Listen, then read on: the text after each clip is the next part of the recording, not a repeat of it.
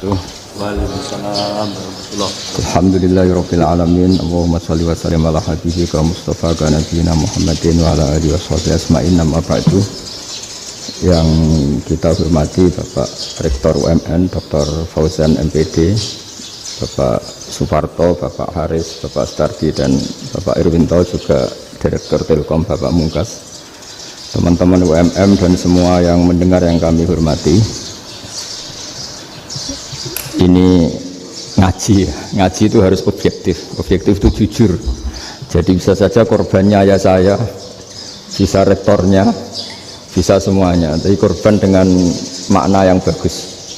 Karena di antara saran Al-Quran, Allah ngendikan kalau belajar atau mencari nasihat atau mencari kebaikan apa saja, itu diistilahkan walau ala anfusikum awil walidaini wal aqrabin, meskipun ketentuan itu merugikan kamu. Jadi ketentuan apapun yang merugikan kita harus tetap kaji, meskipun itu tidak menguntungkan kita. Karena banyak problem, mulai dulu sebenarnya problem itu orang yang wakam da'in yadda'i annahu da'a ilallah, tapi hakikatnya yad'u ila nafsi. Jadi banyak da'i yang mengklaim dirinya mengajak ke Allah dan Rasul, tapi sebetulnya hakikatnya mengajak ke kelompoknya sendiri. Saya ini termasuk kiai yang masih orisinil. Artinya orisinil gini, suatu saat atau kapan saja saya kok sudah tidak laku jadi kiai, asal Islam jalan tetap senang, karena nggak penting yang populer saya apa enggak, itu tidak penting, yang penting agama ini tetap jalan. Sama, negara ini harus jalan siapapun presidennya. Ya, ini penting saya utarakan karena perbedaan antara nafsu dan komitmen beragama itu tipis sekali. Sehingga dulu pernah ada cerita, ini bukti keadilan Rasulullah SAW. Pernah suatu saat Nabi itu ngaji, yang ngaji seperti ini. Terus ada pemuda dengan cueknya ngelewati masjid yang sedang dipakai Nabi ngaji. Singkat cerita semuanya ngomel ya, bergumam, celaka betul pemuda itu, ada Nabi ngaji kok tidak ikut ya. Tapi Nabi secara besar hati ngendikan, ini ada di beberapa kitab di Fadhailul Kasbi, keutamaan kerja. Kata Nabi, pemuda itu mau mencangkul di lahannya. Jika dia mencari nafkah untuk keluarganya, untuk kebaikannya, maka itu bagian dari ajaranku. Jadi Nabi berbesar hati bahwa kerja seperti itu bagian dari ajarannya. Jadi tidak harus datang ke majelis ngaji. Dan bisa saja yang sedang hadir itu ya orang yang dari istrinya minta belanja, dari ngaji terus benar dituntut belanja kan gitu. Mungkin anak-anak UMM yang kesini daripada tengok-tengok yang Malang bosan jalan-jalan ke Rembang gitu. Nah, jadi nggak mesti benar juga niatnya gitu. Jadi ya sama itu. Jadi kalau di dunia kiai yang masih orisinil itu, nafsu itu benar-benar dilatih. Maka masyhur dalam cerita ada orang perang sama Ali radhiyallahu anhu. Ketika perang ini sangat semangat, tapi ketika orang itu meludahi dan Sayyidina Ali ini tersinggung karena diludahi, Sayyidina Ali langsung angkat tangan, sudah perangnya nggak usah diteruskan, karena saya marah sama kamu sekarang demi nafsu, karena kamu meludahi saya, padahal saya tadi motifnya demi Allah dan Rasul. Jadi sangat tipis bedanya kita emosi karena diri kita dan emosi karena Allah dan Rasul. Sehingga ketika diludahin ini terus beliau mikir, jangan-jangan perang saya karena saya diludahi. Nah, yang hilang dari peradaban modern adalah Allah itu tidak begitu hadir di hati kita. Saya sering cerita di mana-mana, teks hadis itu sebenarnya berbunyi gini, ini hadis sahih. Mangka na yu'minu billahi wal yaumil akhir fal yukrim jarohu. Ada yang fal yukrim jarohu doifahu, ada yang fal yakul khairan aw yasmut. Siapa yang iman dengan Allah dan Rasul maka harus memuliakan tetangganya, memuliakan tamunya.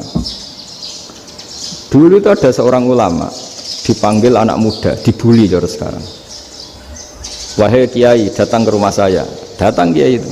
Setelah sampai ke rumah orang itu, silakan kiai kembali ke rumahnya, saya tidak butuh kiai. Kiai itu dengan riang kembali. Setelah di rumah dipanggil lagi, Pak Yai silakan datang ke rumah saya. Datang lagi. Ya senyum-senyum kiainya santai. Wah nggak jadi butuh Pak Yai, silahkan kembali lagi. Sampai 3 kali. Oh itu kalau rektor digitukan marah itu, dosen marah. Kiainya santai, santai senyum-senyum rileks. Ketika ditanya, kenapa Pak Yai tidak tersinggung? Jawabannya unik. Anak muda, saya ini senang sekali nuruti perintah Allah, disuruh menghormati tetangga. Sehingga ketika Anda manggil ya saya datang. Ketika Anda nyuruh pulang ya saya pulang. Saya senang sekali nyenangkan tonggo. Dan itu perintah Allah, jadi tidak ada hubungannya dengan kamu. Wah pemudanya nangis minta dimaafin. Kalau kita kan enggak, kita ini dosen, kiai, mungkin kita doktor, mungkin kita profesor. Tapi kita ini sering didikte oleh orang bodoh. Kalau orang bodoh itu jengkel, lo kita ya jengkel. Lo kamu jengkel, dijengkelkan orang bodoh itu namanya terdikte. Itu bodoh apa pinter? Wah itu tidak pinter sama sekali. Kalau betul-betul kamu pinter, hanya bisa didikte oleh Allah Subhanahu wa ta'ala. Jadi antara hukum Allah apa? Wa ahsin man asa'a ilaika, berbuatlah baik sama orang yang berbuat buruk sama Anda. Itu dikteannya Allah. Kalau dikteannya orang-orang bodoh kayak dimangkel ben mangkel, terus kamu mangkel. Itu bodoh apa pinter? Nah, problem kita kekinian adalah wong pinter, wong bodoh itu podo-podo bisa didikte oleh sekelilingnya. Sekarang wataknya perempuan seperti itu, wataknya anak-anak seperti itu, kita didikte. Anak-anak jengkelin kita mangkel, berarti kita didikte oleh orang bodoh. Makanya agama itu unik, kadang ngendikan wa ahsin man asa'a ilaika, kadang wasil man qata'aka, sambunglah orang yang memutus kamu. Karena dengan demikian kita hanya didikte oleh Allah Subhanahu wa ta'ala, bukan didikte oleh hukum sosial. Cara Jawane nak ngapiki tangga sing apik akeh tunggale. Berbuat baik sama yang berbuat baik pada kita itu, mbok orang fasik ya seperti itu, maling ya seperti itu, sama. Tapi kalau berbuat baik sama orang yang berbuat jelek sama kamu itu baru luar biasa. Dan memang teksnya hadis wa ahsin man asa'a ilaika, berbuat baiklah sama orang berbuat buruk sama kamu.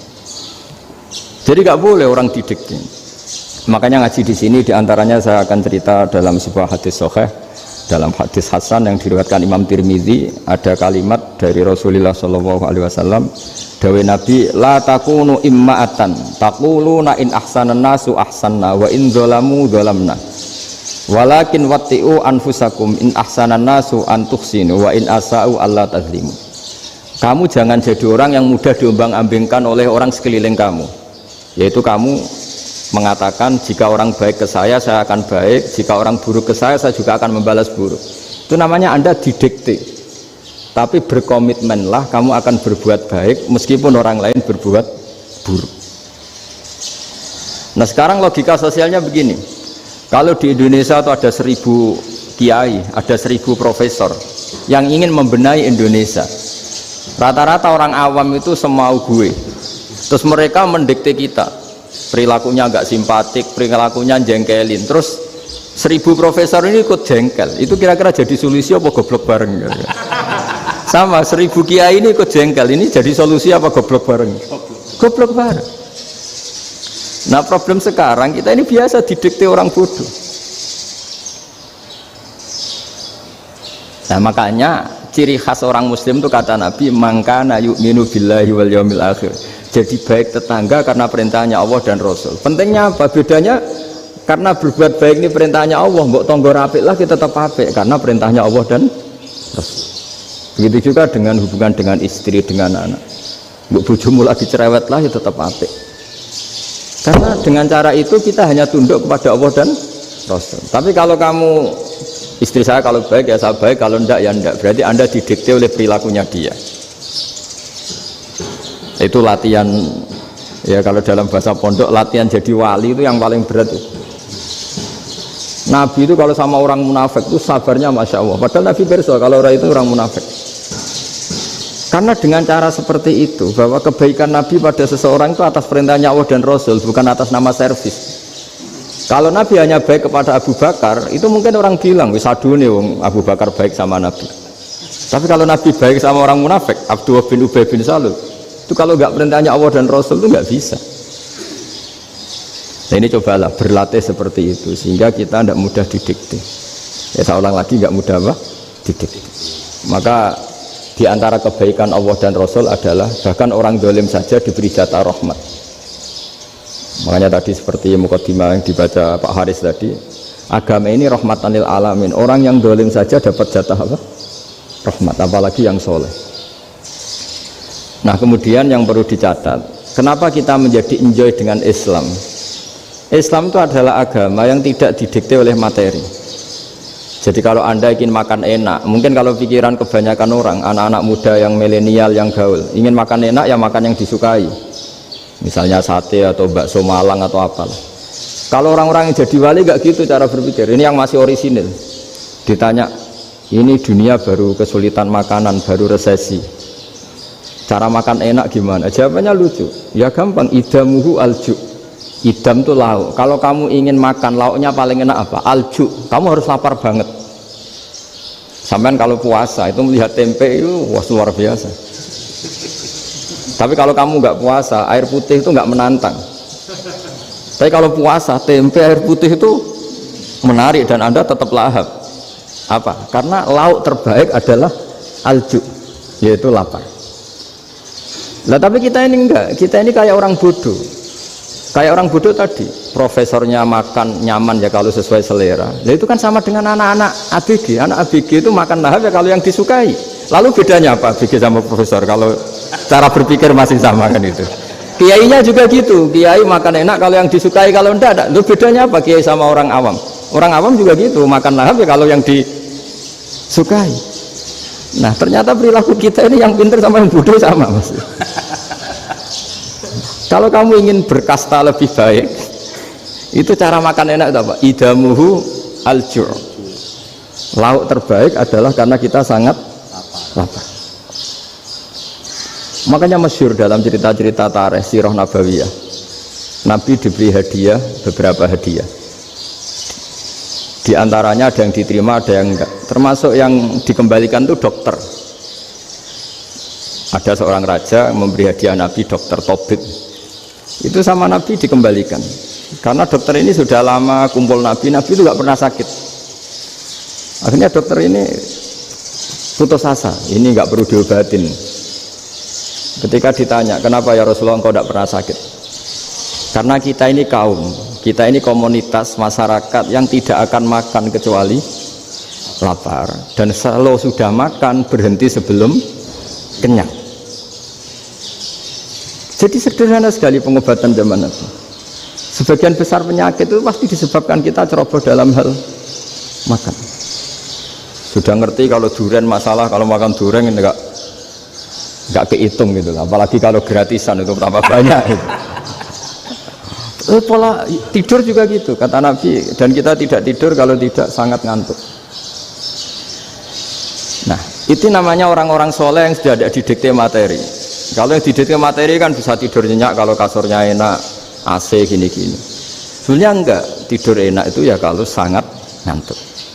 Mbok di gudang, mbok di bis, kalau sangat ngantuk ya semuanya ya enak. Sama, mbok lapar, mbok hanya tempe, tapi kalau sangat lapar itu ya enak. Nah ini ilmu yang mulai hilang, ilmu-ilmu yang mulai hilang. Nah, cara ibadah juga gitu. Kita ini kan, saya ini punya bapak kiai, mbah kiai, punya guru yang sangat alim ya seorang kiai Memun. Itu dulu kita pengkaji ilmu itu tidak pernah tahu bedanya NU dan Muhammadiyah. Karena dulu Mbah Darwis itu Kiai Dahlan itu dulu ngajinya bersama Mbah Hasyim ketika di Indonesia yang ngaji Mbah Soleh Darat.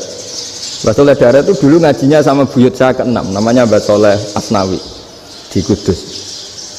Mbah Soleh Darat itu dulu alim-alimnya orang Jawa ya Mbah Soleh Darat, Soleh bin Umar. Tempatnya di Semarang, tapi beliau itu sebenarnya orang Jepara yang dekat Kudus. Setelah di Mekah, Mbah Hasyim ini mondoknya ya, mulazimnya ke Syekh Mahfud Termas, tapi sesekali ke Syekh Khotib Minangkabau. Nah yang Mbah Ahmad Dahlan lebih sering ke Syekh Khotib Minangkabau, sesekali ke Mbah Mahfud. Singkat cerita, karena Syekh Khotib Minangkabau sudah modern ya, terlibat organisasi dunia. Pas itu beliau pengagum Muhammad Abduh, pengagum Rasid Ridho. Sehingga bawaannya Mbah Dahlan itu lebih pergerakan karena beliau lebih mengidolakan Syekh Khotib. Nah, Syekh Khotib sendiri sebenarnya orang Minangkabau. Jadi beliau namanya Muhammad saja sebenarnya. Jadi menantunya orang Arab. Oh, itu dicibir mertuanya ini karena punya mantu orang Jawa, orang ndak Arab. Singkat cerita terus si mertuanya bilang gini, kamu jangan pernah bilang kalau orang Arab itu mansa kanal Arab, orang yang bertempat di Arab. Walakin man takallama bi arabiyyin fasihin, tapi orang bisa ngomong Arab secara fasih. Singkat cerita, kalau kamu tidak percaya, nanti suatu saat menantu saya kalau Jumatan, tidak usah kamu kasih tahu, langsung suruh jadi khotib. Nggak usah kamu kasih tahu, sarannya nggak usah kamu kasih tahu. Kalau sekarang kan enggak. Kalau dosen mau jadi khotib kan mengumpulkan materi dulu. Lucunya diantara materinya itu dari TV, makanya jadi ribet kan khutbah sekarang. Kalau musim corona ya akan ngomong corona, musim apa yang ngomong apa. Jadi lagi-lagi didikte oleh media. Sebenarnya kalau ngomong kan sesuai kebutuhan umat, ini obatnya apa. Tapi nggak sesuai trending topik, itu kan kayak anak-anak gaul. Ini dokter kok gitu kan aneh. Singkat cerita si khotib ini nggak dikasih tahu, saya Muhammad tadi nggak dikasih tahu, langsung disuruh khutbah. Fatakallama bikalamin fasihin, dia ngomong fasih sekali, bahkan ngalah-ngalahi fasihnya orang Arab asli. Semenjak itu beliau dapat gelar al-khotib, orang yang cakap berpidato berkhutbah. Makanya terus desa khotib al-Minangkabau. Jadi orang Indonesia itu luar biasa. Dulu yang namanya orang Indonesia di Arab Saudi itu dihormati sekali, karena yang kesana itu pasti ulama. Sudah alim di Indonesia kesana, termasuk Mbah Ahmad Dahlan, Mbah Hasyim dulu karena sama-sama muridnya Mbah Soleh Darat. Lama-lama yang kesana itu TKI TKW itu ya mulai agak dibully. Dulu Syekh Nawawi di antara ijtihad yang dihormati itu beliau mengkritik nyuwun sewu orang yang kan orang biasanya normalnya kan muji orang mati syahid, hebat orang mati syahid itu hebat gini. Oke, kita sepakat orang mati syahid itu hebat.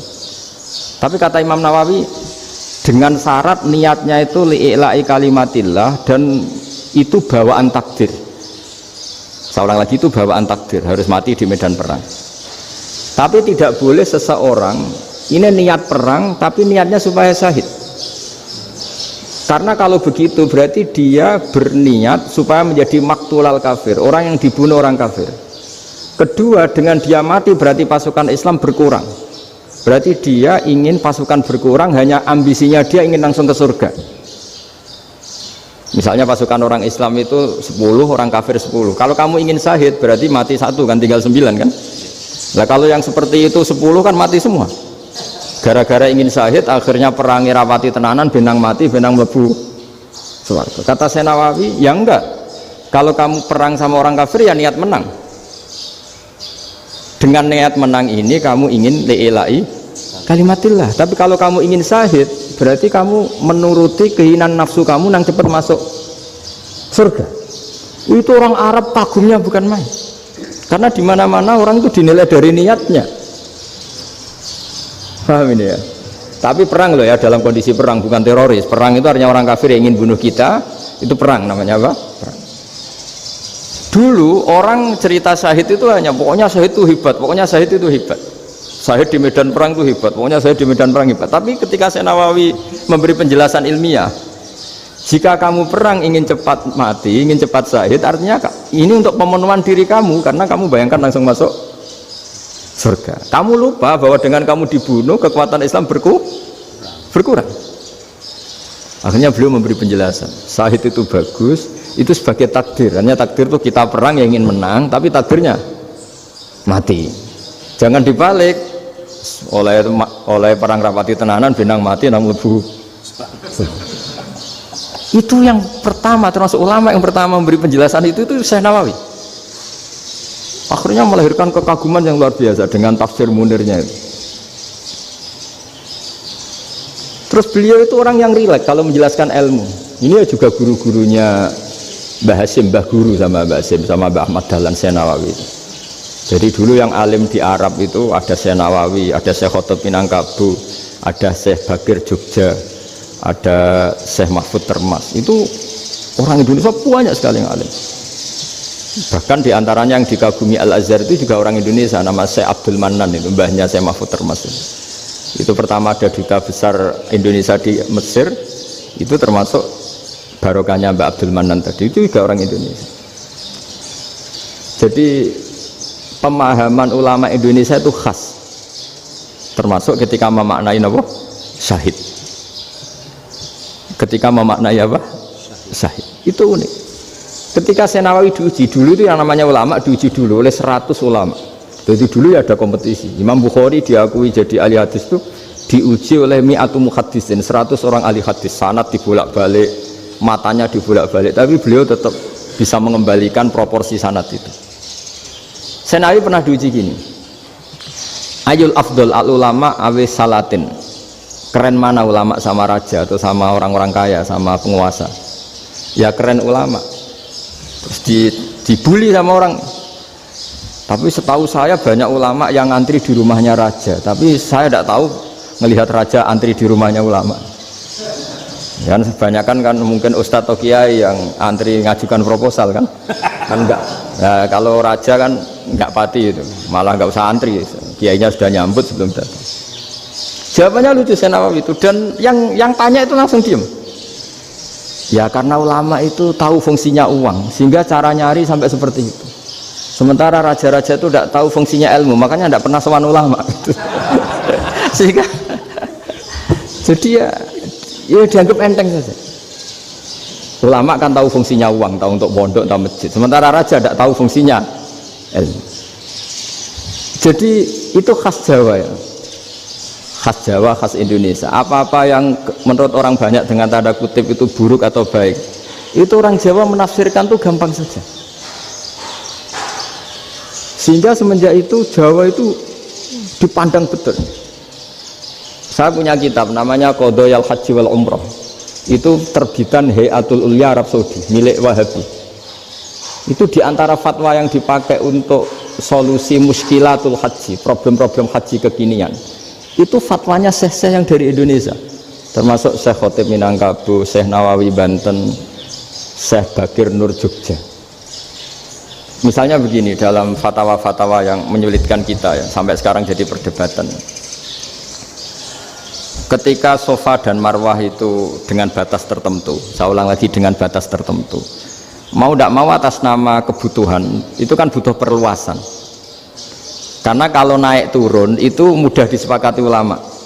Jadi misalnya gini ya, saya punya tanah seluas ini, pasti orang akan mengatakan sampai bawah ya tanah saya, sampai atas tanah saya. Itu mujma' alaih, itu disepakati.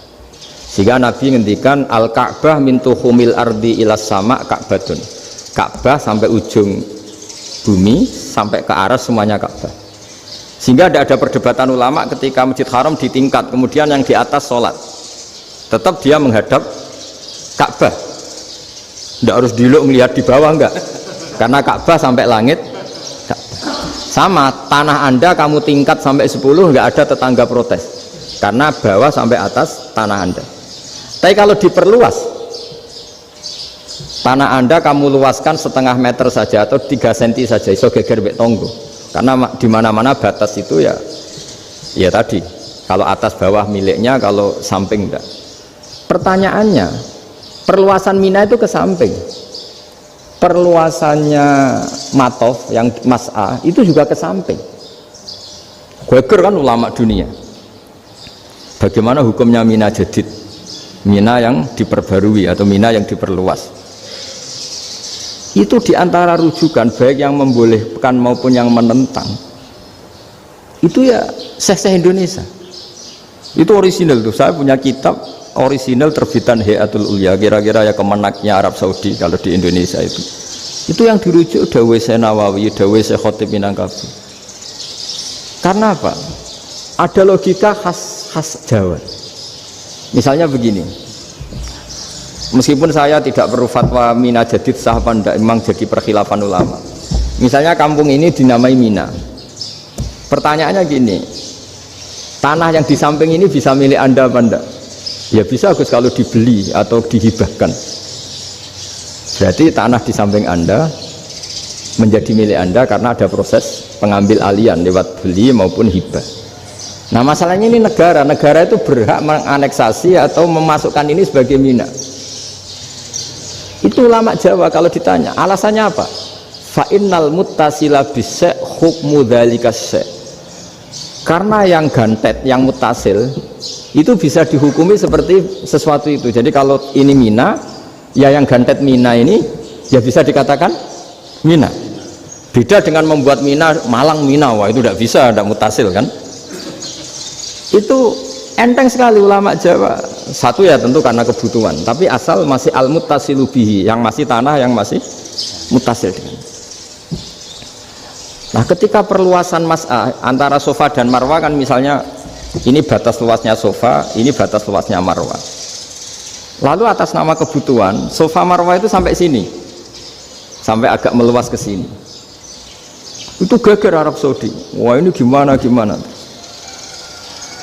Padahal tawaf itu harus antara gunung sofa dan gunung marwah. Sa'i itu ya. Tapi kalau istilah Quran memang tawaf sama-sama. Makanya apa? Inna sofa al marwata min sya'airillah faman hajjal baita wa i'tamara fala junaha alaihi ayyat tawafa bima. Jadi kalau istilah sa'i di Quran itu masih tawaf. Karena harus ada, kalau bisa lah, bukan harus. Kalau bisa memang harus ada unsur muternya. Kita kalau sa'i kan dari sini sofa sampai sini marwah, terus kan agak muter ke sini. Kan agak membentuk lingkar. Makanya Quran tetap mengistilahkan apa? Tawaf. Jadi bukan sini ke sini terus sini ke sini kan enggak, tapi sini sampai sini terus muter kan terus sini. Jadi antara setar dan selama ini prakteknya kan gitu ya, sofa ngambil sini terus ke sini terus agak muter. Nah karena ada unsur agak muter ini terus orang menyebut apa? Tawaf. Tapi itu bukan syarat sah, ini cerita ideal. Saya ulang lagi ya, Gunung Sofa itu puncaknya atau pucuknya kalau dalam bahasa Jawa itu ya hanya segini, ini sampai sini. Nah kelompok Islam yang fikih keras nggak boleh diperluas karena Allah memilih tempat ini itu spesial, jadi nggak boleh ke yang lain. Tapi ketika kebutuhan mendesak mau tidak mau harus diperluas, itu jawabnya Kiai Jawa lucu. Gunung sing ketok itu sing dhuwure tok, sikilane luwih hombo. Jadi karena kita kan gunung kan bentuknya gini. Nah sofa yang kecil itu yang atasnya, tapi sikilannya sini kakinya lebih luas. Jadi boleh perluasan asal tidak melebihi kakinya. Nah dihitung ya lebih luas. Jadi Kiai Jawa itu kayak wong delok gunung Penanggungan, kayak gunung Arjuna. Di mana-mana puncak gunung itu lebih kecil timbang kakinya. Artinya diperluas ini bukan berarti tidak di sofa dan tidak di, itu khas Kiai Jawa. Jadi jangan kira orang Jawa itu tidak hebat, hebat sekali. Termasuk perkembangan hotel di Arab Saudi. Itu dulu sebelum ada hotel, buyut saya kelima atau keenam dulu haji, namanya Badur Rahman. Itu kalau mau ingin apa ya, menghindari terik matahari itu masuk gua. Itu masuk gua itu hanya separuh badan, kakinya di luar. Jadi jangan bayangkan kalau gua di Indonesia kayak gua Akbar di Tuban orang bisa masuk jalan-jalan, enggak. Gua di Arab itu kayak cepitan batu, tidak sampai masuk. Sehingga kepalanya dimasukkan, kakinya masih kena matahari, saking panasnya Arab Saudi. Sehingga dalam bayangan hijrah ketika Nabi bersembunyi di gua apa? Sur. Itu kata Abu Bakar, kalau orang kafir melihat kakinya pasti melihat kita karena nggak bisa masuk penuh. Jadi orang itu mau dempes tok. Sehingga ya kira-kira luasnya gua paling segini. Makanya guyonannya kiai-kiai itu untung nggak kayak gua Indonesia. Kalau kayak gua Indonesia laba-labanya capek karena luas sekali. Jadi jangan bayangkan gua Arab tuh kayak gua Indonesia. Makanya bayangannya andai kan orang itu melihat ke bawah pasti melihat kita karena orangnya nggak bisa masuk penuh, nggak bisa masuk 100%. Ya kayak cepitan batu lah mirip. Itu kan mirip Gunung Uhud.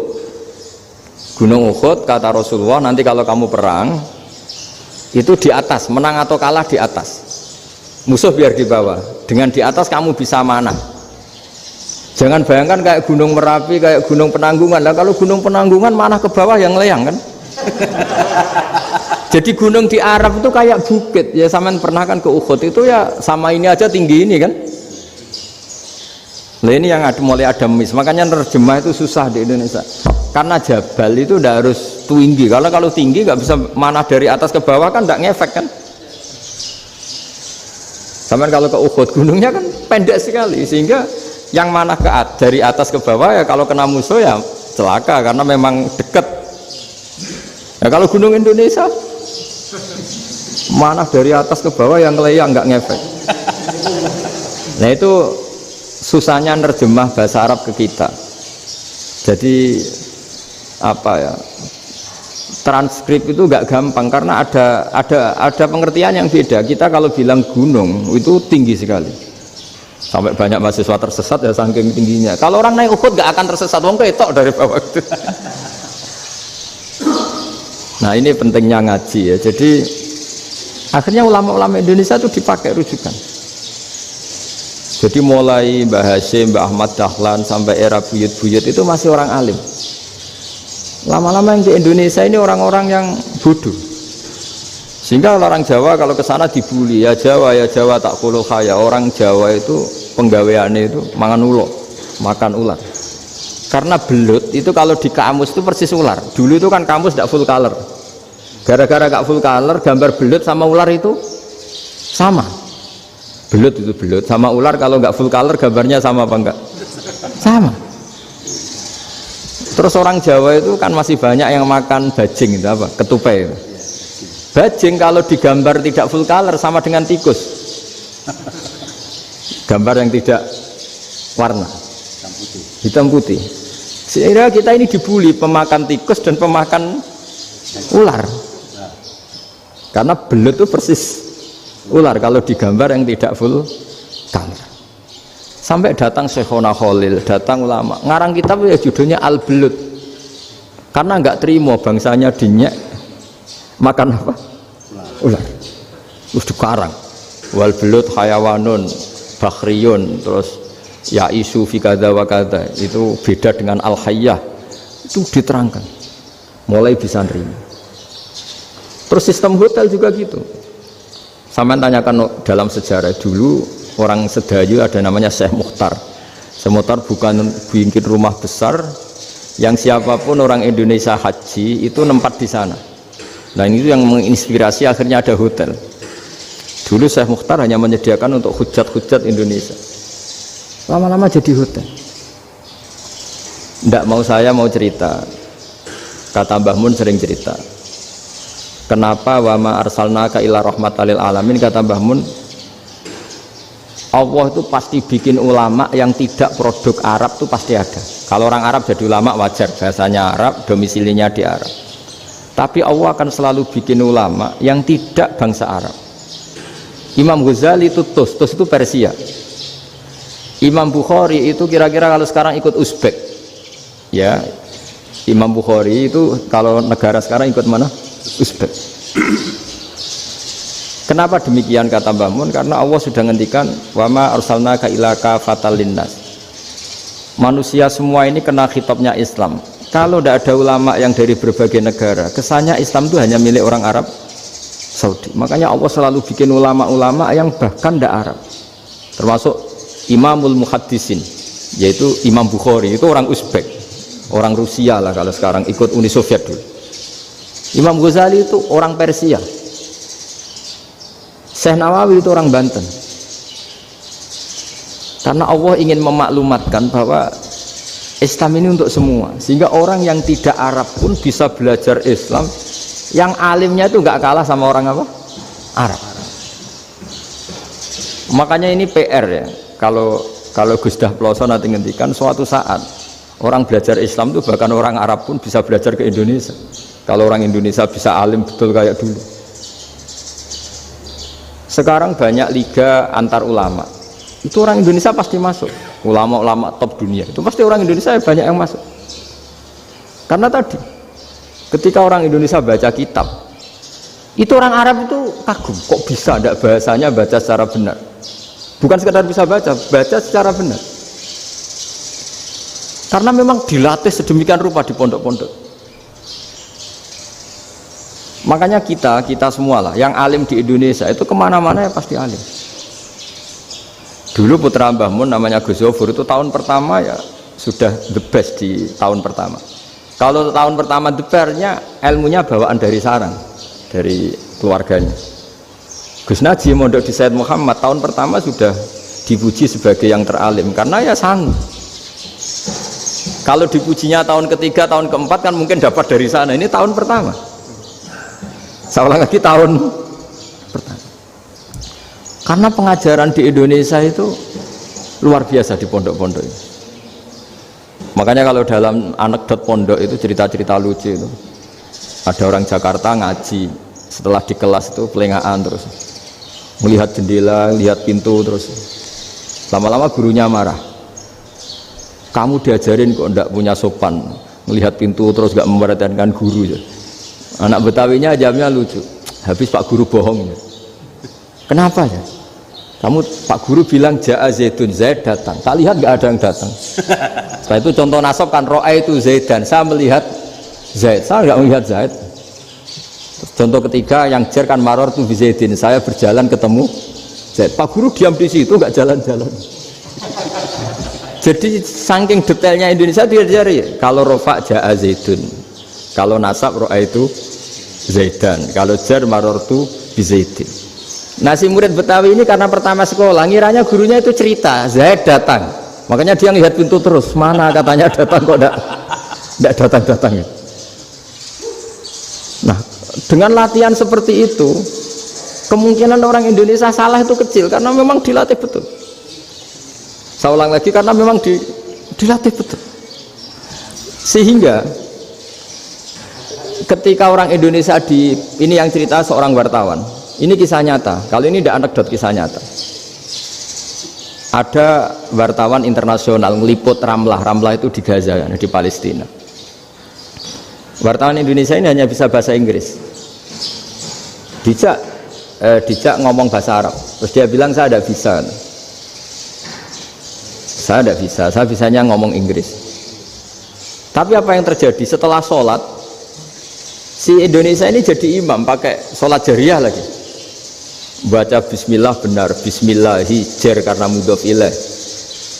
Terus ketika iktidal ya benar, Rabbana lakal hamdu mil'us samawati wa mil'ul ardi benar. Ketika tahiyat ya benar, at-tahiyatul mubarakatuh sholawat. Sama orang Arab ini diambungi. Orang Arab kalau senang orang itu dicium. Kamu tawaduk, sebenarnya kamu tuh ahli bahasa Arab. Karena orang Indonesia sekali sholat itu nggak ada yang salah, meskipun benarnya karena hafalan, tapi bagi yang ahli nahwu itu hebat. Misalnya kita kalau ngapalkan kan bismillahi, bismijar karena ba, Allahi jar karena mudhof ilaih, ar-rahmani jar karena sifat, ar-rahimi karena sifat, alhamdu rofa karena mubtada, lillahi jar karena ada huruf jarli, robbi jar karena sifat. Sebetulnya tidak karena pinter, tapi karena hafalan. Tapi orang Indonesia hebatnya itu benar terus. Rabbana lakal hamdu, ya kan, alhamdu rofa, terus mil'us samawati ya rofa karena sifat.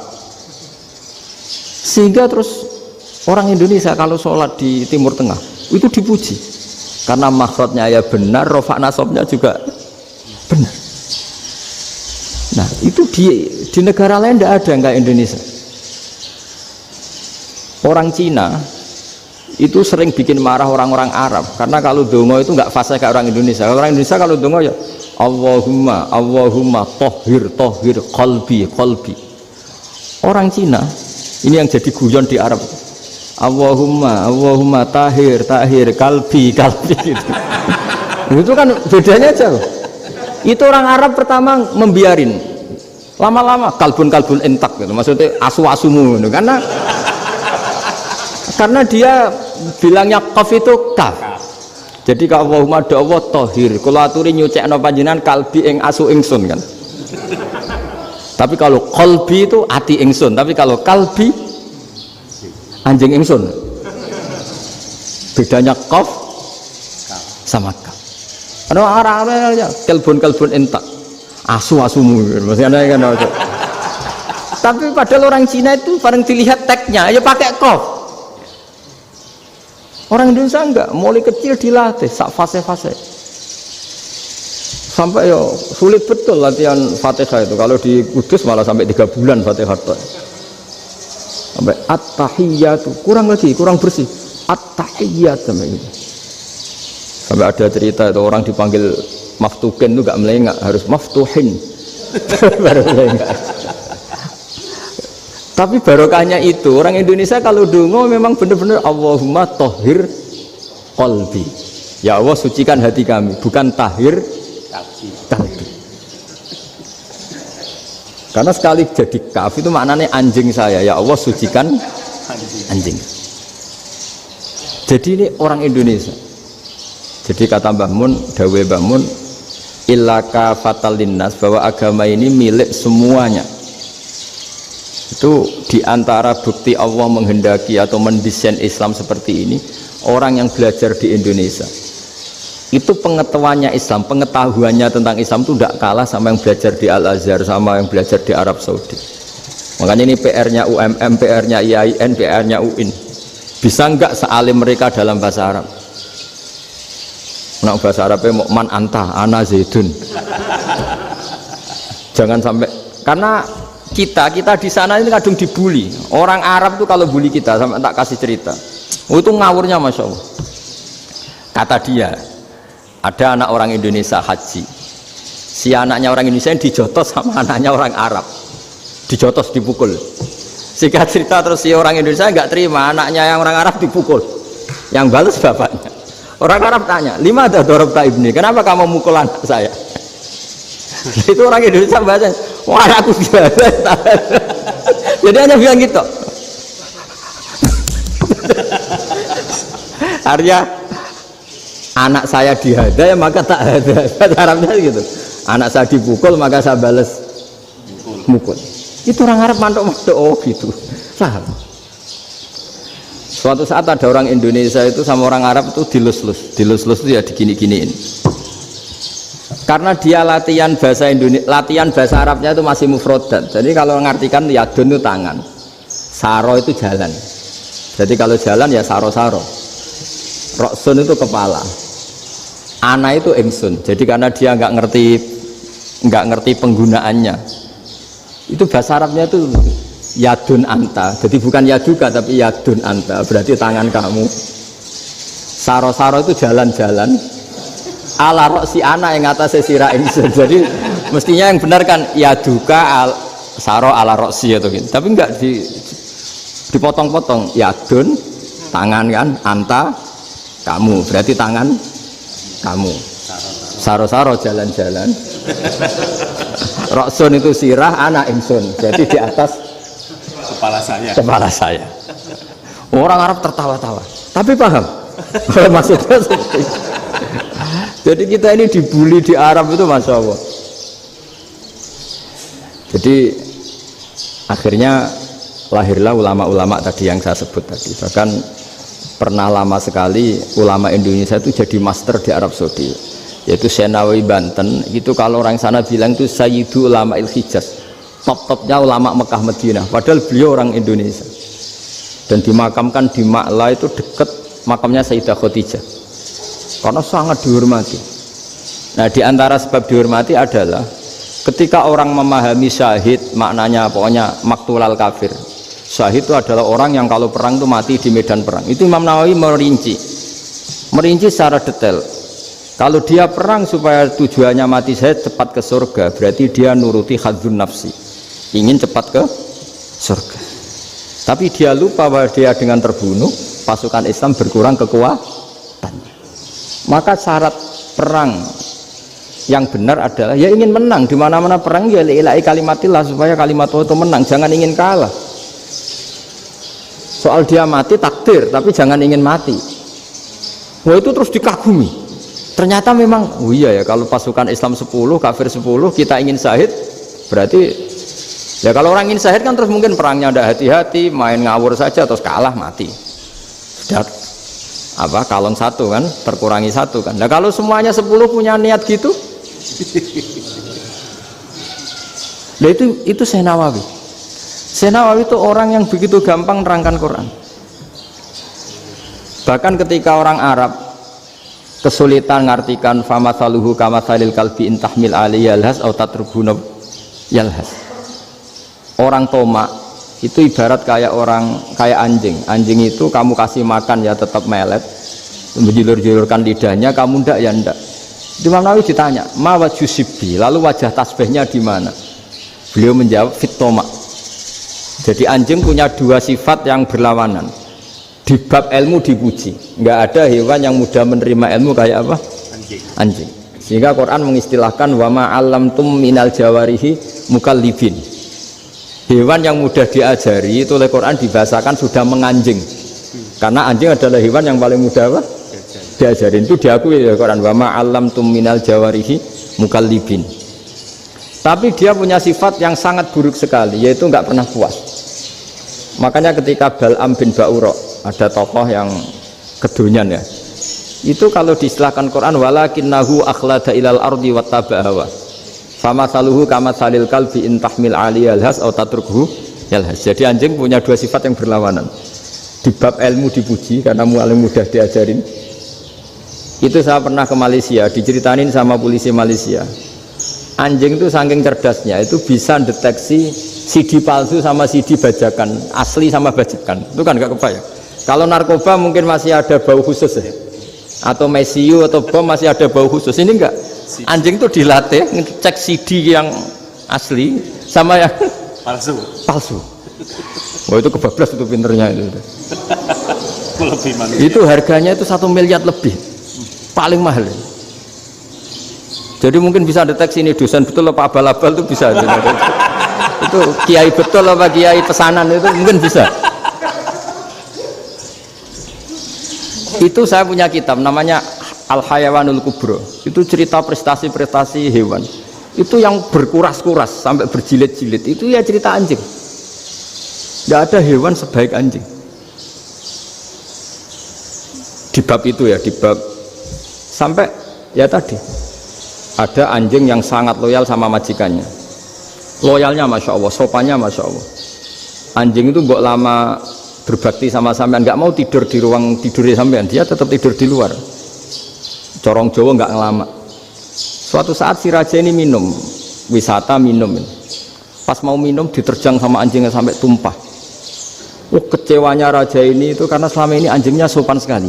Sekedar ganggu di ruangannya nggak pernah, malah ini mau minum minuman yang disukai diterjang anjingnya tumpah.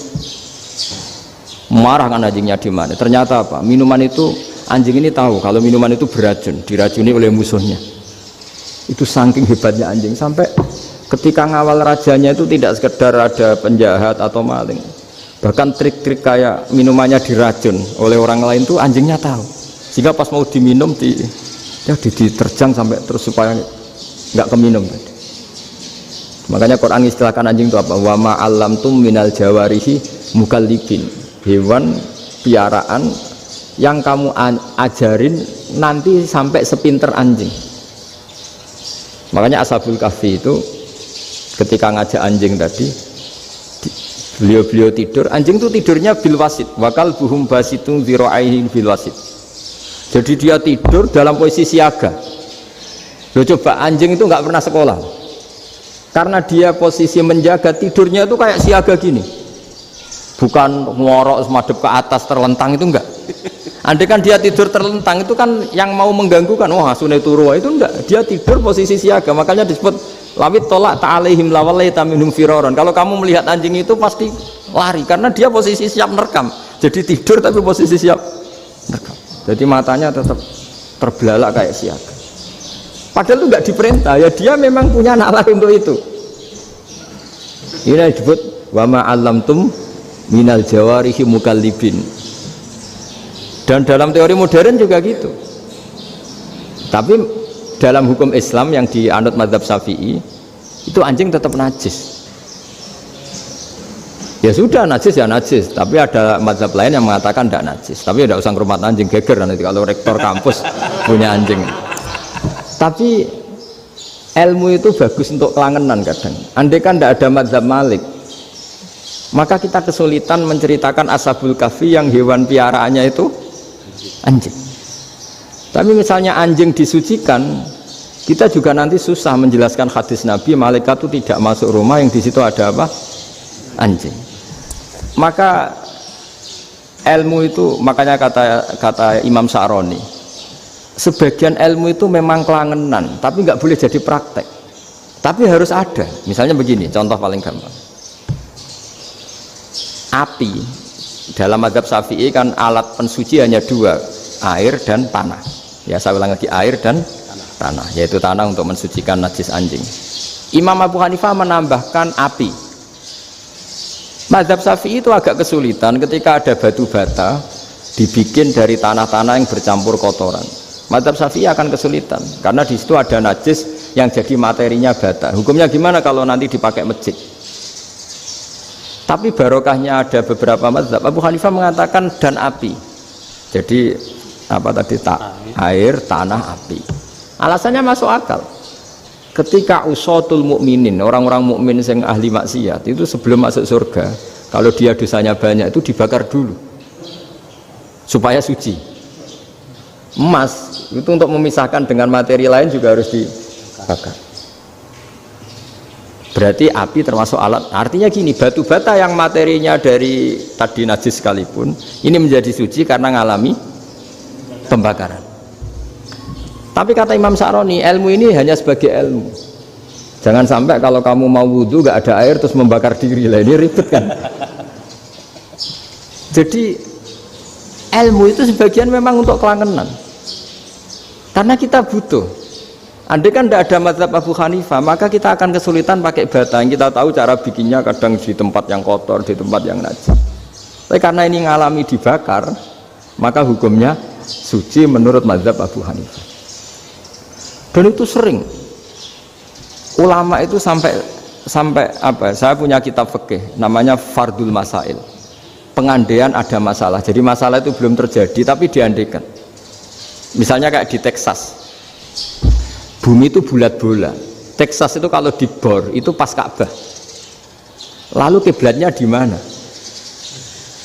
Bumi ini kan hanya rubuk-rubuk seperempat, yang ada arah itu seperempat. Tapi kalau Ka'bah itu sama Texas atau Texas dengan Ka'bah itu lalu kiblatnya mana? Wong sudah bebas arah. Maka ilmu mengatakan mara'ahu muslimuna hasanan fawa indahu hasanun. Kamu jangan nuruti ilmu hakikat tapi nuruti mindset. Kalau mainstreamnya orang banyak seperti itu, mindsetnya orang sana misalnya Ka'bah sana ya ikut sana. Tapi ini tidak mewakili hakikat karena kalau yang 380 derajat itu kan terus ribet. Makanya ini kesulitan di bab-bab fikih. Ya saya ulang lagi, kesulitan di bab-bab fikih. Makanya fikih itu selalu bicara, misalnya gini, ada orang sholat. Saya ulang lagi. Setelah salam pertama dia kentut, itu sholatnya batal apa enggak? Itu lama berdebat. Yang dikatakan rukun sholat itu salam pertama, sehingga orang kalau sudah salam pertama, maka sudah keluar dari sholat.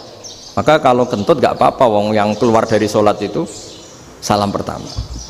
Tapi lalu pertanyaannya, kenapa Nabi salam 2 kali? Lalu yang kedua gunanya apa? Ribet kan, partai ini kalah pasti kalau ditanya gitu. Tapi kalau ditanya dibalik, sholat itu satu ibadah yang dimulai dengan takbir, yang diakhiri dengan salam. Berarti salam pertama itu pengakhir apa nunggu salam kedua? Pertama, di semua ulama bilang salam pertama. Kalau salam pertama sudah pengakhir berarti pembatalan setelah itu nggak punya efek, nggak punya akibat. Itu kan ribet. Debat fikih itu memang ribet. Fikih itu memang senam otak karena pertanyaannya mirip-mirip seperti itu. Nah, sampean milih mana? Milih salam pertama apa salam kedua? Pasti ulama milih salam pertama. Jadi anehnya fikih itu di situ. Misalnya orang mati, takbir itu berapa kali? 4 kali. Andai kan takbir 5 kali itu batal apa enggak? Satu ulama mengatakan 5 kali itu batal. Karena rukunnya sholat jenazah itu takbir 4 kali. Berhubung ini rukun, kalau nambahi ke 5, berarti menambahkan rukun. Kayak kamu sholat, rukuk 2 kali kan batal. Sujud 3 kali, batal. Karena menambahkan apa? Rukun. Berarti kalau takbir 5 kali, batal. Tapi pertanyaannya, takbir itu adalah wiridan biasa, sehingga kalau ditambahkan nggak punya akibat batal. Jadi perdebatan ulama itu kadang ya lucu. Kayak kemarin Pak Haris pas pertama bertamu ke sini mau ngundang saya, tak ceritain. Dulu sholat jenazah itu pasti mayat di depan.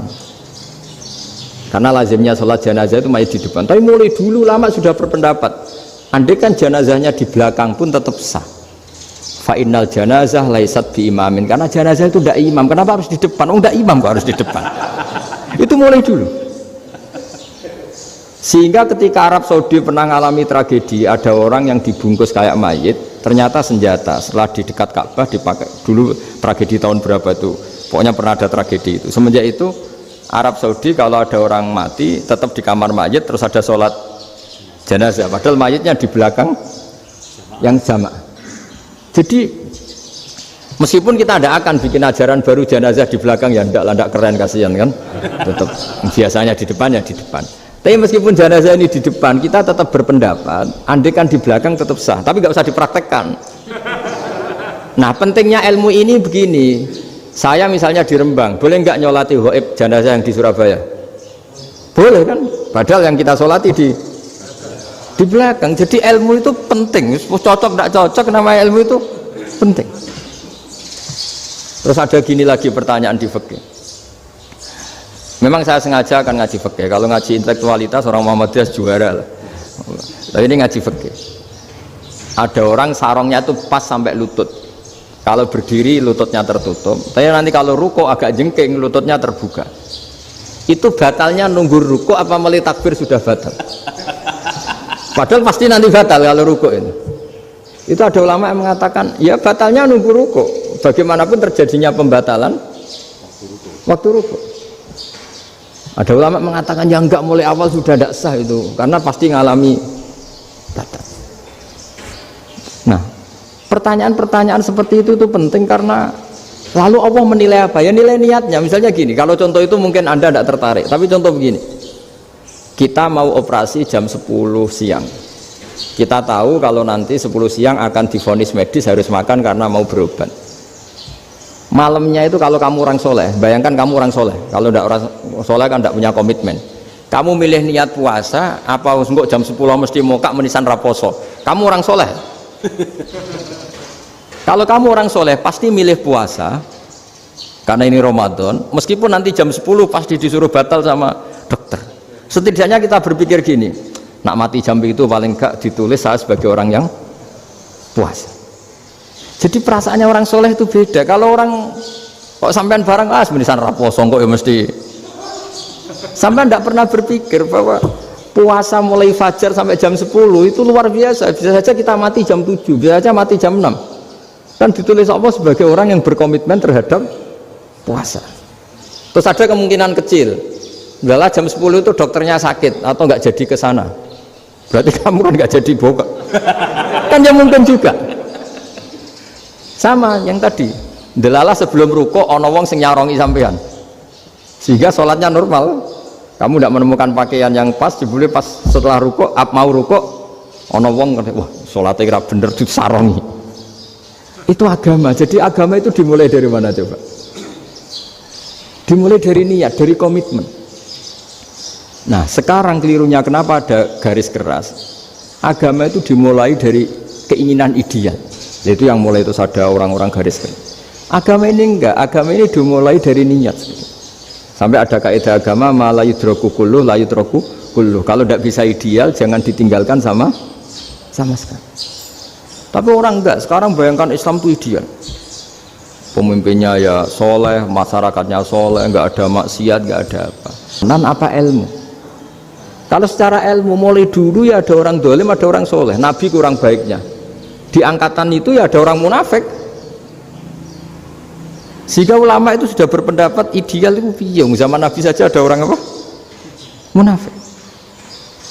Itu ilmu. Kalau nuruti kelangenan inginnya dunia ya steril, gak ada maksiat, gak ada. Dan agama itu diciptakan Allah itu memang unik. Calon Nabi misalnya, Nabi Musa itu sing rumat Fir'aun. Ketika Nabi Muhammad lahir sing ribet manitiani Abu Lahab. Ora dosen UMM. Coba. Karena Allah ingin memaklumatkan ke kita bahwa agama ini akan hidup di kondisi apapun. Asia, istrinya Fir'aun, itu termasuk mukminah yang dipuji Quran, padahal dia bukan istrinya pengurus NU atau pengurus Muhammadiyah, istrinya Fir'aun. Tapi itu pelajaran bagi kita bahwa orang-orang baik itu tidak harus di lingkungan yang baik. Masjid paling makmur itu kadang di dunia mungkin, ya jangan bakas Mekah Medina itu karuan, mungkin di antara masjid yang makmur justru yang di Kanada, di Amerika mungkin, karena merasa minoritas itu perpustakaannya ada, kajiannya ada. Tapi banyak masjid di daerah pesantren yang malah sepi karena kiainya tahu jamaah di masjid itu wajib. Lalu itu ada daerah pesantren, saya ulang lagi, ada daerah pesantren didikon pengajian, monggo nekani pengajian maca selawat ning omah ganjaran padha wae. Ribet kan, mau dibantah itu benar, mau dibiarin merusak tatanan. Jadi saya mohon sekali ya, jadi ilmu itu diperbandingkan supaya perbedaan-perbedaan itu biasa. Dulu Imam Malik itu punya murid namanya Imam Syafi'i. Itu dalam banyak hal itu perbedaannya tajam sekali. Ya saya ulang lagi, dalam banyak hal itu perbedaannya tajam sekali. Misalnya begini, ini terakhir percontohan saya fikih, nanti dikaji sendiri. Ada seorang A'rabi, Ja'a A'rabiyun, ini di hadis sahih diulang-ulang di semua Al-Kutubus Sittah ada peristiwa ini. Ja'a A'rabiyun ila Rasulillah sallallahu alaihi wasallam faqala ya Rasulullah ahlaktu. Qala wa ma ahlakaka qal wa qatu imraati fi nahari Ramadan. Ya Rasulullah, saya ini orang yang rusak. Kenapa? Saya ini hubungan intim sama istri saya ketika masih siang Ramadan. Singkat cerita, orang ini dihukum berat sama Nabi. Hukumannya adalah karena dia membatalkan puasa ketika dengan hubungan intim. Sama Nabi dihukum, kamu harus merdekakan budak. Wah, tidak mampu ya Rasulullah, saya tidak punya budak. Jadi ini bukti bahwa agama ini sangat sosial, sehingga sebagian kafaroh harus memerdekakan budak. Kamu kalau gitu puasa 2 bulan, yang baru puasa 2 hari aja kecelakaan, malah disuruh puasa 2 bulan. Ya sudah, kamu ngasih makan 60 orang miskin, saya ini orang paling miskin. Kok ini jadi sudah miskin, agak hiper lah orangnya, poso-poso kok gitu. Itu kata ulama, kalau orang Jawa gak mungkin, makanannya tempe mendoan, gak mungkin itu. Di Jawa itu nggak mungkin lah ada orang batal puasa karena hubungan intim. Ada istrinya nggak cantik, cerewet, sang lanang mangane mendoan, itu tidak mungkin, kecelakaan itu tidak mungkin.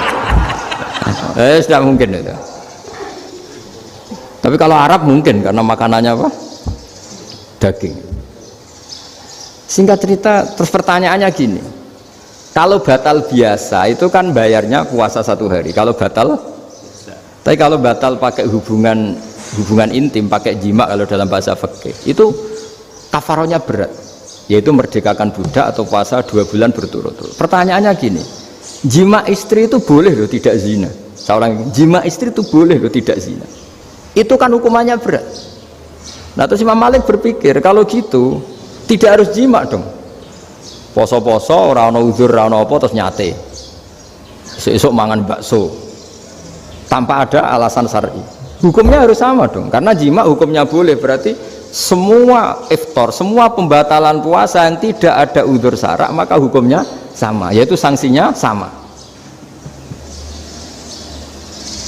Masuk akal enggak? Masuk akal dalam mazhab Imam Malik. Dalam mazhab Syafi'i enggak. Mulai dulu jima itu beda. Kowe mertamu ning gone wong, mangan iku oleh, tapi nek nggo bojomu mbok jima niku wis nemen ngawure lah. Tetep beda. Dari Imam Syafi'i itu pokoknya beda, jima sama makan itu beda.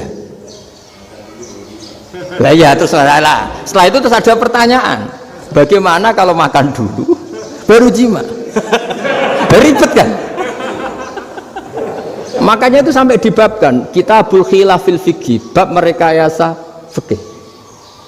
Makanya itu perdebatannya orang Hanafi sama Imam Syafi'i juga sama. Ada orang jam segini lapar sekali, kalau langsung makan kan kena sanksi. Ya pergi aja dulu, pura-pura ngaji ke Gus Bah gitu. Nanti kan jadi musafir kan? Wah, itu sudah boleh itu kan? Musafir. Padahal enggak. Memang dia pergi itu karena supaya bisa makan. Mau enggak kepikiran ngaji, tahu-tahu ingin ngaji. Mumpung Ramadan nah. Nah makanya dibabkan, apakah boleh merekayasa fikih? Tapi fikih bisa apa coba? Dengan status kamu musafir, ya memang boleh iftar, boleh berbuka. Lah itu terus jadi terus perdebatan ulama menyangkut fikih. Karena memang masalah furu'iyah. Sehingga termasuk perdebatan kita dalam perilaku, misalnya adat orang NU kalau habis salam itu menghadap ke kiblat karena arah terbaik itu kiblat. Tapi sebagian orang Muhammadiyah atau mungkin semuanya menghadap ke makmum. Itu memang teks hadisnya itu kita yang meneliti hadis itu semua syarah itu berdebat. Nabi memuji kiblat itu arah terbaik, oke. Tapi di bab itu Nabi itu aqbala alaina, menghadap ke kita. Lalu pertanyaannya, kenapa menghadap ke kita? Ada mengatakan karena Nabi memang punya tradisi kadang ngendikan. Ya tentu dulu istilahnya tidak kultum, nggak ada istilah itu dulu, 7 menit itu nggak ada. Tapi ada ulama yang analisis begini, termasuk kitab Fathul Bari. Nabi itu tokoh sentral, taruh lagi Nabi itu tokoh sentral. Ini kata kitab Fathul Bari, bukan kata saya. Nah, orang-orang yang imamu kaumi, orang-orang yang jadi imam di daerah masing-masing, tetap kalau sholat itu ikut Nabi. Ikut Nabi, setelah salam langsung pulang. Jadi sebetulnya salam langsung pulang itu ada sejarahnya, karena dia mau jadi imam di daerahnya. Nah, tidak kebayang kalau Nabi itu madhep kiblat. Kalau Nabi madhep kiblat, orang yang masbuk, yang barusan datang, pasti langsung usolli, misalnya fardul isya'i misalnya, terus makmum Nabi, padahal Nabi sholatnya sudah selesai. Jadi intinya gini, kata Fathul Bari, imam setelah salam itu harus bikin gerakan atau omongan atau apa saja yang menunjukkan kalau sholatnya selesai. Di antara gerakan itu adalah beliau harus menghadap ke hadirin atau menghadap ke utara atau apa saja yang penting menunjukkan kalau sholat ini sudah selesai. Itu fikih. Jadi fikih itu cara menganalisis itu memang unik. Karena kalau Nabi tetap seperti itu, posisi pancet seperti itu, maka orang yang baru datang mengira Nabi masih sholat. Nah, pertanyaannya kalau mereka sudah takbir, malah sholatnya tidak sah. Kenapa tidak sah? Menggantungkan sholat atau mengikatkan sholatnya dengan orang yang sudah tidak sholat. Jadi menjadikan orang yang nggak sholat sebagai imamnya, kan nggak boleh. Maka Nabi harus memaklumatkan dengan gerakan itu bahwa beliau sudah tidak sholat. Karena orang datang dari berbagai daerah. Jadi nganalisis fikih, fiqhul hadis namanya. Itu ulama itu mau tidak mau debat. Karena pertanyaannya itu kenapa? Ya memang mau apa? Karena yang namanya sosial itu yahtamilu muhtamilatin, ada sekian kemungkinan. Makanya dalam madhab istimbat itu, ketika Nabi sodakoh pakai tamer, pakai kurma, itu ulama mesti ngitungnya tuh kut. Kut itu makanan pokok. Sehingga Imam Syafi'i mengatakan kalau di Indonesia pakai beras misalnya, karena kutil balat Indonesia itu beras.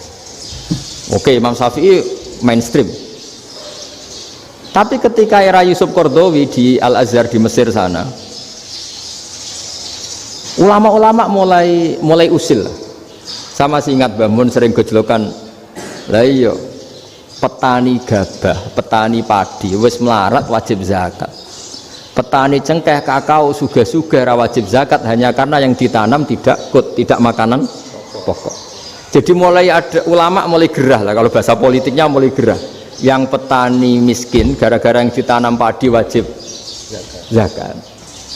Yang orang-orang di sana misalnya di Sulawesi karena tanamannya kakao atau cengkeh tidak wajib zakat karena bentuknya tidak makanan pokok. Geger kan di Al-Azhar geger. Akhirnya hampir semua ulama berpendapat ya sudah sekarang ketika Nabi menzakati makanan pokok itu jangan dihitung sebagai makanan pokok. Wa mimma akhrajna lakum minal ard. Apa saja, ma itu apa saja. Makanya kata Yusuf Qaradawi, ma itu apa saja. Makanya semua tanaman yang menghasilkan uang itu wajib zakat.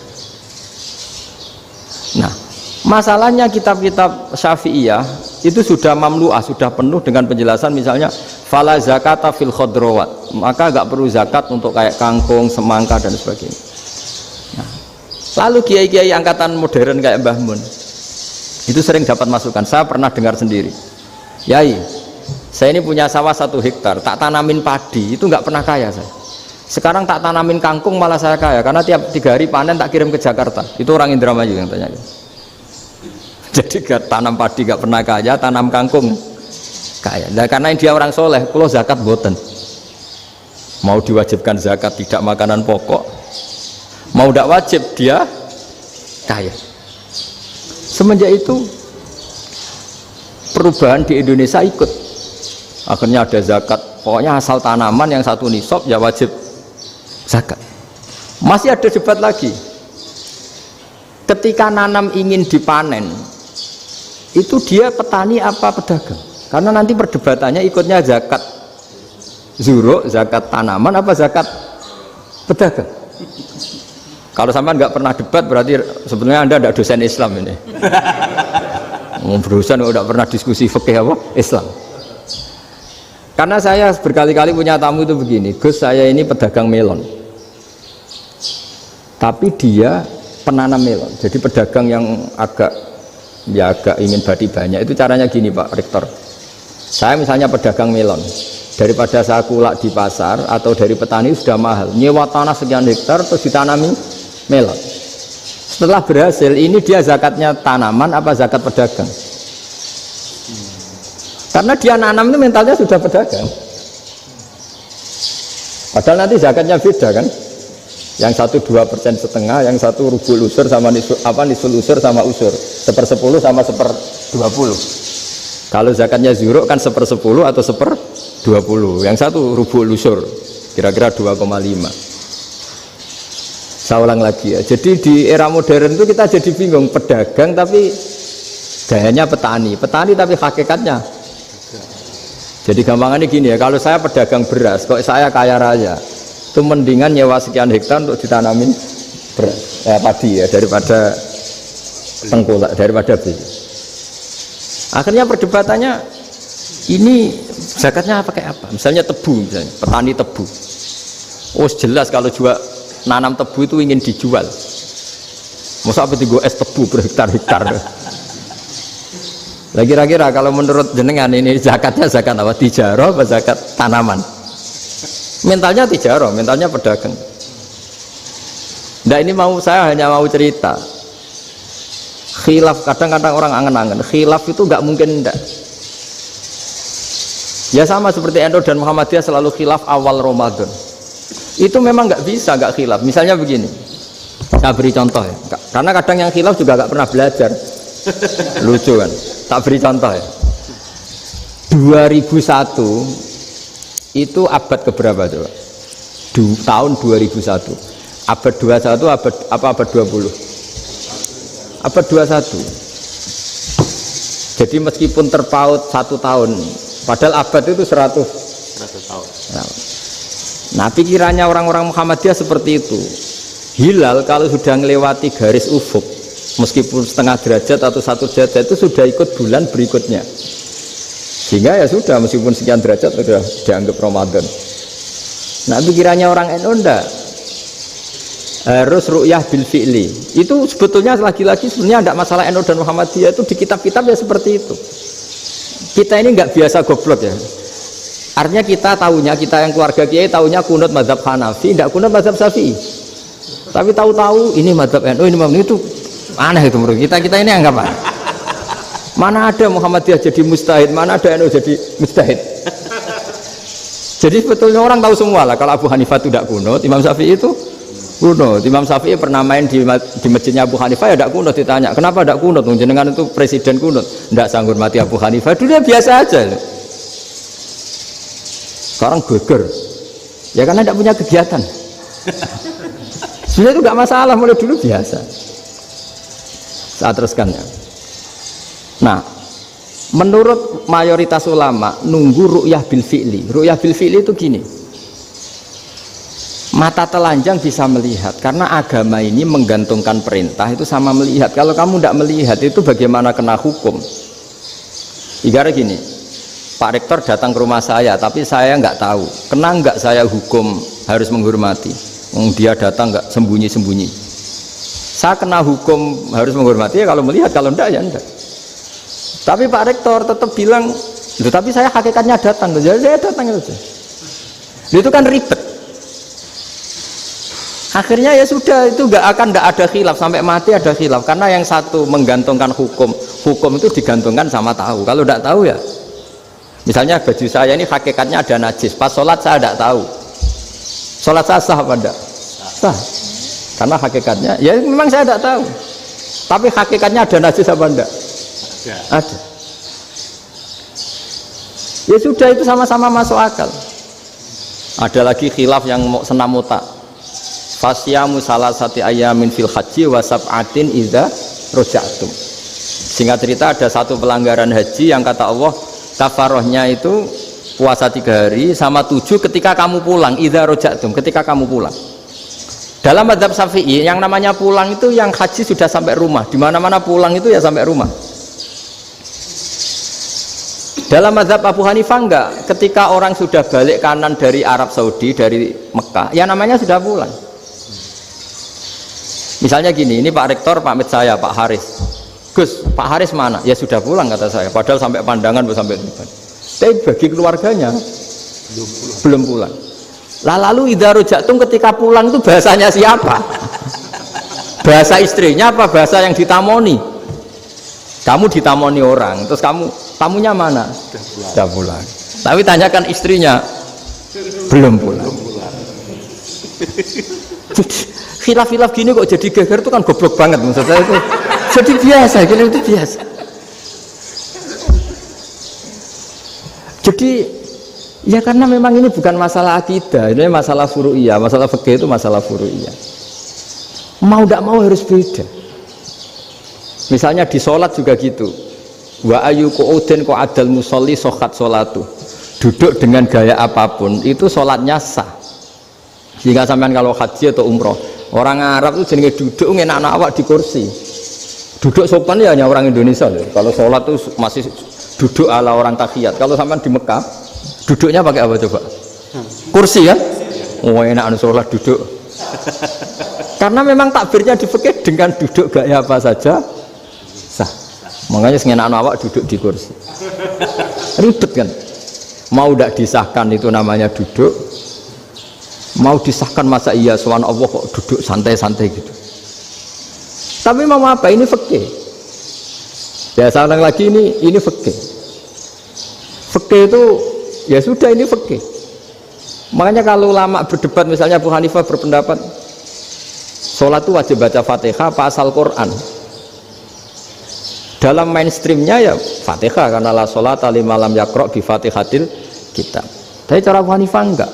Faqra'u ma tayassara minal Qur'an, bacalah apa saja yang mudah bagi kamu, asal itu Quran. Sementara gak gending Jawa, gak nyanyi lah gitu. Ya sudah, mau apa coba?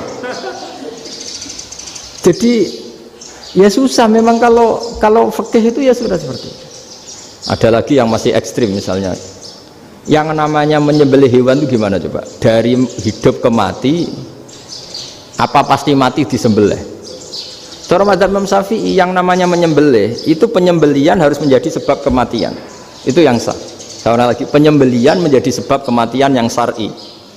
Sehingga beliau mensyaratkan hewan yang disembelih ini masih punya hayatun mustaqirrah, punya kehidupan yang normal. Sehingga kalau nggak disembelih ya hidup.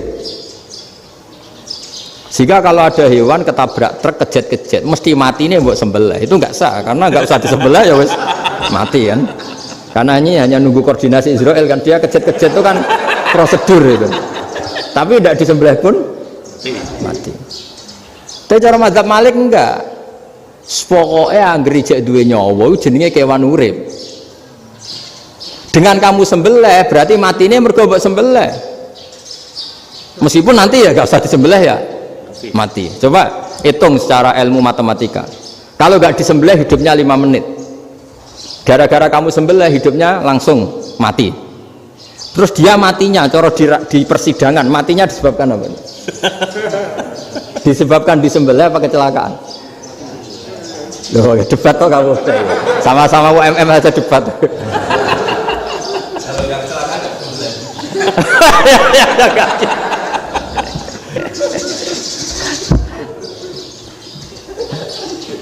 Loh, saya pernah ngalami nyata itu, saya jalan-jalan sama anak saya pakai motor. Sampai di jalan raya gitu ada ayam jago ketabrak mobil, kejet. Orangnya tanya, Gus ini halal tau ora? Wis kanggo kon halal apa? Suatu saat dia nggak terima kan, tanya, kenapa Gus? Ya nak kiai ra pantes, masuk kewan mesti mati nih tak sembelih, nak kiai pantes kata. Karena aku tahu kamu tuh gak kiai, mesti motifnya itu mergo jago, jajal cilik gak mau takokno. Adekan ayam itu bayi kan gak ditanyakan. Kejet mati rak lah wong cilik wae. Tapi masalahnya ini kan jago. Eman ya. Tapi secara fikih pertanyaannya tadi, hewan yang sudah tidak punya hayatun mustaqirrah, dia hanya punya al hayat al itiroriyah, dia punya harokah itiroriyah. Dia mati kejet memang prosedur mati harus seperti itu. Mbok kecelakaan kayak apa, kalau mati kan kejet dulu. Nah ketika kejet ini pertanyaannya ini kan hidup apa mati namanya? Enggak, namanya hidup apa mati? Pas kejet itu hidup. Cara Imam Malik itu hidup. Ya sudah, kalau hidup disembelih ya halal. Karena misalnya nanti kalau nggak disembelih matinya kan 2 menit lagi, gara-gara disembelih mati sekarang. Tetap penyebab kematian itu nyembelih. Penyembelian ini sebab kematian. Tapi kalau Imam Syafi'i enggak, cara berpikir wes nemen, paling roh besok kaget langsung mati. Kalau gitu berarti kamu nyembelih barang mati. Jadi fikih itu kadang unik. Makanya ketika ngitung fikih itu unik ya. Orang keluar mani wajib apa? Mandi kan. Terus Imam Syafi'i ditanya, kenapa kalau orang lahir kelahiran juga harus mandi? Namanya nifas. Fa innal walada waliyun munakidun. Ya, anak ya mani yang menggumpal. Bedanya apa anak dengan mani itu? Jadi fikih itu kadang lucu. Di rumah-rumah tenan juga lucu. Keluar mani wajib mandi.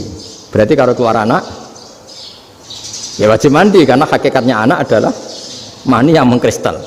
Terus usia orang sudah didosan macam-macam itu kan hakikatnya mani. Itu fikih. Nah terus ditanya, kenapa kalau lahir langsung mati tidak wajib disolati? Ya jawabannya Mas Syafi'i lucu. Di mana-mana sholat itu nyolati mayit. Yang namanya mayit itu pernah hidup terus mati. Kalau itu tidak mayit ya sudah. Jadi kadang, nah iya kan disebut sholat mayit. Yang namanya mayit itu apa? Pernah hidup. Nah ini kan tidak pernah hidup. Maka ya sudah seperti itu. Jadi nggak khilaf itu tidak mungkin. Nah kalau qit'atul lahmin, kalau hanya potongan daging, mungkin wah itu tidak manusia karena qit'atul lahmin. Sekarang pertanyaannya, kalau sudah berbentuk manusia, meskipun tidak pernah hidup, nah ini mulai perdebatan karena melihat tidak pernah hidup itu nggak memenuhi syarat, tapi melihat ini sudah suratu adamiyin, bentuknya sudah. Nah kira-kira gitu perdebatan fikih. Makanya dulu awal mula zaman sahabat itu sudah debat. Masyhur kan Nabi ada kontingen ke Bani Quraidah. Ya kalau kira-kira saya minta Pak Rektor kamu jangan, kalau ke Malang jangan sholat asar kecuali sampai Tuban. Sebelum Tuban ternyata matahari mau tenggelam. Terus Pak Rektor milih, wah sudah sholat di Bulu. Padahal belum Tuban. Padahal saya bilang jangan sholat asar kecuali di Tuban. Yang Pak Haris enggak, tetap sholat di Tuban meskipun matahari sudah tenggelam. Karena Nabi menyebut Tuban. Singkat cerita, zaman itu kan Bani Quraidah. La tusolliyanal asra illa fi Bani Quraidah. Kalian semua jangan sholat asar kecuali sampai Bani Quraidah. Ternyata di tengah perjalanan matahari sudah mau tenggelam, kira-kira kurang 2 menit atau 3 menit. Sahabat-sahabat, sudahlah kita sholat asar di sini. Kalau sampai sana pasti sudah tenggelam, separuh sholat. Yang separuh enggak, kata Nabi harus di Bani Quraidah. Ya sudah nunggu di Bani Quraidah meskipun matahari sudah tenggelam. Sehingga cerita dua kelompok ini matur, ya Rasulullah kita ngalami ini perdebatan gini-gini. Di semua riwayat di hadis-hadis sahih disebut falam yu'annif wahidan minhuma. Nabi tidak menyalahkan salah satunya atau enggak menyalahkan dua-duanya. Itu bahasa Indonesia juga ribet, yang benar gimana itu? Enggak menyalahkan salah satunya, apa enggak menyalahkan dua-duanya? Gimana bahasa benernya? Salah satunya. Salah satunya itu dua-duanya? Ya. Enggak, kalau bahasa Indonesia tidak menyalahkan Kedua-duanya. Kedua-duanya apa salah satunya yang benar? Kedua-duanya. Kedua-duanya. Bahasa Indonesia itu ya kadang ruwet ya. Orang pinter kayak Pak Habibie itu namanya ya orang luar biasa. Nanti sekolahnya orang-orang idiot itu ya sekolahan luar biasa. Orang pinter banget bahasa Indonesianya ya luar biasa. Kalau sekolah untuk orang-orang yang idiot juga luar biasa. Jadi kalau dipuji luar biasa itu gak jelas ini luar biasa ya. Gak jelas kadang bahasa kita ini kadang ya gak jelas. Nah itu gak menyalahkan dua-duanya apa salah satunya? Keduanya, tidak menyalahkan kedua-duanya. Misalnya dibahasakan nggak menyalahkan salah satunya, benar apa salah? Benar, benar ya sudah benar semua. Jadi itu bukti bahwa ijtihad itu boleh. Saya ulang lagi, bukti bahwa ijtihad itu boleh. Padahal ini jelas, yang satu harus sholat asar, padahal matahari sudah tenggelam. Makanya diantara fikih unik itu begini. Saya ulang lagi fikih unik. Saya menyaksikan betul ketika ada orang tanya Mbah Mun, saya ini Kopassus, kadang latihan itu sampai waktu zuhur habis, saya harus bagaimana? Jawabnya Mbah Mun itu unik, sementing ojo ngosor sholat, engkau yojo niat jamak, atau kodok katanya. Singkat cerita terus orang ini diskusi sama saya, karena ini ya alim pernah mondok. Kenapa kosor tidak boleh? Karena kosor itu ekstrim, merubah bentuk sholat dari 4 menjadi 2. Maka alasannya harus jelas. Harus jelas itu orang yang latihan di Kopassus itu kan dia sudah berasrama di situ. Berarti dia sudah tidak musafir karena asramanya di situ, sudah mukim. Kalau dia kosor itu merubah bentuk sholat dari 4 menjadi 2. Merubah itu ekstrim. Tapi kalau dia kodok itu hanya mengakhirkan sholat dari waktunya. Kira-kira kalau kamu jadi malaikat ekstrim mana? Merubah sama menunda? Ekstrim merubah kan? Karena 4 menjadi 2. Terus ojo jamak takdim tapi jamak takhir. Itu juga penting. Bagi pengkaji fikih itu penting. Kalau jamak takhir itu salah-salah sidik ora pati popo. Kenapa? Kan mirip duhur kodok. Kalau jamak takhir kan, tapi kalau jamak takdim asar kok di waktu duhur, ekstrim mana? Perubahan takhir sama takdim itu ekstrim mana? Ekstrim takdim karena melakukan sesuatu belum waktunya. Belum waktunya. Jadi itu memang ya memang tadi kajian-kajian fikih itu memang unik. Karena bagi ahlinya, saya ulang lagi, tapi ini saya ulang lagi bagi ahlinya. Makanya ketika Nabi menjamak sholat ketika nusuk, ketika haji itu kata Imam Syafi'i lis safar, karena Nabi pergi jauh karena rumahnya Medina. Tapi resikonya fatwa itu adalah orang Mekah nggak boleh jamak karena kawasannya nggak sampai 90 kilo lah kalau sekarang mungkin. Tapi kalau tahu Imam Malik nggak, jalin nusuk sehingga orang Mekah pun yang haji ya boleh jamak, karena alasan jamaknya karena nusuk, karena haji, bukan karena jarak. Terus diteruskan lagi, kalau karena pergi boleh jamak, memangnya pergi itu kenapa? Karena repot. Nah itu masalah kan, masyakoh.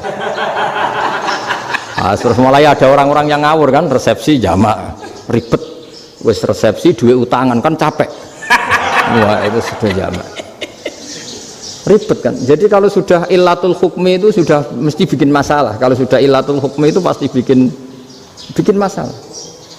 Nah, pertanyaannya, jamak itu masih gampang karena bentuknya sholat masih 4. Yang ekstrim kalau kosor karena bentuk sholat 4 menjadi 2. Maka kata Mbah Mun pesennya, nak kue ra mesti benere, jika alasan itu tidak mesti benarnya. Pokoknya sementing tidak kosor katanya. Juga tidak jamak takdim karena kosor ini kan merubah bentuk sholat kan ekstrim. Jamak takdim juga ekstrim karena mendahulukan sholat sebelum waktunya. Kalau jamak takhir kan biasa, kalaupun salah kan mirip kodok. Ya mirip kodok biasa kan. Nah ini saya cerita, jadi fikih itu bagi ahlinya itu memang punya konsekuensi yang seperti itu. Makanya pertanyaannya misalnya bagaimana hukumnya penyembelihan lewat mesin? Ya ribet kan. Bagaimana nyembelih dari apa ini? Belakang. Saya baca di kitab-kitab nyembelih dari belakang itu ya hukumnya tetap boleh asal apa itu hulkum dan mari itu terpotong. Tapi pertanyaannya, jangan-jangan ayamnya sudah kaget dulu karena uratnya ini. Makanya perlu ditanya ahli medis, setelah uratnya tercabut ini jangan-jangan sudah berstatus mati. Kan potensi ketika dipotong dari sini, potensi sudah berstatus mati. Makanya, nah kalau misalnya menyembelih dengan dibaca, itu langsung mati juga. Itu tetap ada doktoh, kalau dalam bahasa fikih doktoh.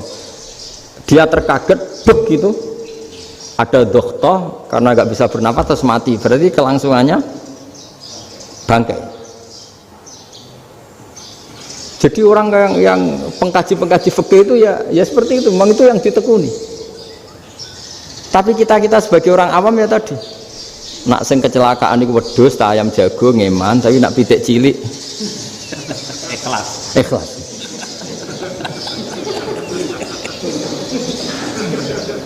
Makanya ada pertanyaan orang-orang, saya pernah ditanya itu ya bingung tenan. Gus, kalau ada orang mati oplosan misalnya, jenengan datang sholat enggak? Ya datang sholat kan, dia orang mukmin, saya tetap sholat. Kenapa? Ya kan matinya oplosan. Tapi andaikan tokoh yang mati, kamu sholat enggak? Ya sholat kan dia tokoh. Jadi ribet. Fikih itu ribet. Makanya Imam Nawawi nanti ngendikan gini. Ada orang ngundang Nabi, ya Rasulullah, saya mohon nyolati ini. Nabi tanya, punya utang enggak? Punya. Nabi, saya enggak mau nyolati mayit yang punya utang. Terus ada sahabat datang, ya Rasulullah, utang itu tak ambil alih kami. Berarti dia sudah tidak punya utang. Terus Nabi kerso nyolati. Pertanyaannya, utang itu hal yang boleh. Saya ulangi, utang itu hal yang boleh. Tapi kenapa Nabi se-ekstrim itu? Tapi ketika Nabi mau kondur itu ngendikan gini, ini PR ya bagi UMM, ini PR ya. Nabi sebelum kondur bilang gini, sallu ala sahibikum. Jong, saya tidak nyolati ini, tapi tolong ini disolati. Terus kata Imam Nawawi, dianalogikan atau dikiaskan, siapapun pelaku dosa besar atau mati dalam keadaan tidak benar, misalnya pas dugem mati, pas oplosan mati, itu sebaiknya tokoh-tokoh itu enggak nyolati, karena nanti dianggap penghormatan. Misalnya ketua PP Muhammadiyah, rektor nyolati wong mati oplosan, kan keren. Mati oplosan disolati rektor. Ya sudah, tapi kalau nggak disolati nanti ada tradisi yang keliru, yaitu janazatul muslim tidak ngalami disolati, padahal siapapun yang muslim janazahnya harus disolati. Makanya setengah-tengah ya rasa rektor lah, satpam pokoknya kudu tetap ada yang sholat gitu. Itu kata Imam Nawawi. Jadi ketika ada orang mati nggak benar, itu sebaiknya tokoh-tokohnya nggak ikut nyolati, tapi awamun nas, orang kebanyakan ikut sholat. Jadi fikih itu agak jelimet karena tadi ketika tokoh ini nyolati, pertanyaannya bedanya apa mbek sing mati ning masjid mbek mati oplosan? Karena sama-sama semua orang nyolati, kan tidak ada sanksi sosial itu. Tapi ketika nggak disolatkan sama sekali, wah lebih parah lagi, ini ada janazatul muslim tidak disolati. Sehingga kata Imam Nawawi, ini hebatnya Nabi tengah-tengah. Jadi Nabi kundur, jong saya ada nyolati, tapi sallu ala sahibikum. Ya tapi ini kamu harus nyolati. Kata Imam Nawawi, orang yang mati bunuh diri, orang yang mati oplosan, orang mati secara nggak benar itu asal dia muslim tetap wajib disolati, karena sholat ini hakul muslim.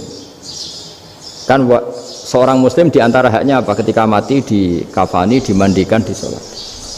Tapi ini masalahnya matinya pas murtakibul kabiroh, pas melakukan dosa besar, dan itu sebab kematiannya. Kalau dia oplosan, kan sebab matinya ya karena oplosan. Ya kan terus ribet. Mau disolati oleh, apalagi misalnya kita ketua ulama, udah terkenal wali, wah keren, mati oplosan itu disolati wali, kan ribet kan. Nanti yang repot malaikatnya. Itu ya, ini yang nggak kata bahaya. Saya pernah baca kitab itu yang repot malaikatnya. Itu ada yang bilang gini, orang yang punya hutang itu pasti nanti hisabnya berat, diaudit malaikat sampai bisa nyaur hutangnya. Sementara malaikat kena konstitusi, kalau Nabi mendoakan harus mustajab. Ini kan ada dua hukum yang berlawanan. Sekali Nabi berdoa, wa maghfir lahu warhamhu, itu harus dituruti malaikat. Nggak boleh doanya Nabi nggak dituruti malaikat. Sementara aturan Islam juga harus dituruti, bahwa orang yang punya utang harus tersandra oleh utangnya. Tapi nasi dunia Pak Haris kan, nggak TNO. Nggak ngefek gitu. Jadi misalnya Pak Haris dungo sampai nangis wa maghfir lahu, kan nggak ngefek. Malaikat nggak itu, nggak sudah lah Ustaz. Sortir. Tapi kalau Nabi yang berdoa kan harus dituruti. Ini masalahnya kan itu. Nah kalau diturutin berarti hutangnya harus bebas. Padahal secara aturan harus tersandra karena punya hutang.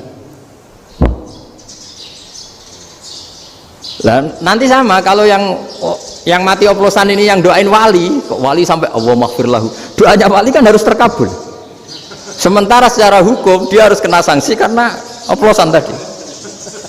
Daripada ngerepotno malaikat, sudahlah wali-wali ini tidak usah ikut nyolatin. Yang nyolati ya orang-orang nggak jelas ini, sehingga kan malaikat kan santai aja kalau mau nyeksa. Loh tapi kan sudah didoain, nggak ngefek. Karena doanya orang-orang nggak penting. Itu ada tuh di sarah Muslim itu. Di sarah Muslim di bab ketika Nabi ngintikan babu qauli Rasulullah sallallahu alaihi wasallam, sallu ala sahibikum. Jadi belajar fikih itu asik ya. Karena tadi harus dipelajari. Kalau enggak, ilmu ini hilang. Terus nanti takutnya lagi ilmu fikih itu direduksi sosial. Terus misalnya gini, pepe wong cilik wae kiai-kiai ra gelem nyolati. Orang melihatnya ini karena yang oplosan wong cilik om larat ra disolati. Jajal bupati ya disolati, mergo amplope gede-gede kan terus ruwet kalau dianalisis itu kan ruwet. Makanya kenapa saya harus ngomong fikih supaya semuanya itu enggak didudukkan urusan sosial itu.